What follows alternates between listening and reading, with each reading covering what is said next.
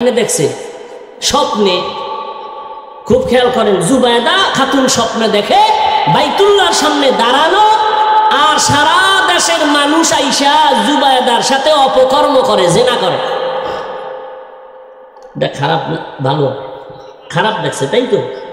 স্বপ্নের ব্যাখ্যাকারী আব্দুল্লাহ ইবনে সিরিন রাহমাহুল্লাহ তার কাছে গেছে, লোক পাঠিয়ে দিস, যাও এই খাদেমা স্বপ্নের ব্যাখ্যা নিয়ে আসো, আমি বাইতুল্লাহর সামনে দাঁড়ানো, মানুষগুলো এসে আমার সাথে অপকর্ম করে, জিনা করে।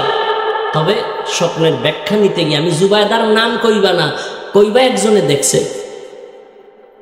গিয়েছে খাদেমা, যায় বলে এক বড় ব্যক্তি স্বপ্ন দেখেছে, মহিলা বাইতুল্লাহর সামনে দাঁড়ানো, আর সারা দেশের মানুষ এসে তার সাথে জিনা করে।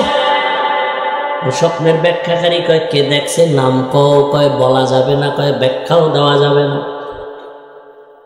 কারণ ব্যক্তি হিসাবে স্বপ্নের ব্যাখ্যা হবে ব্যক্তি বুঝা স্বপ্নের ব্যাখ্যা।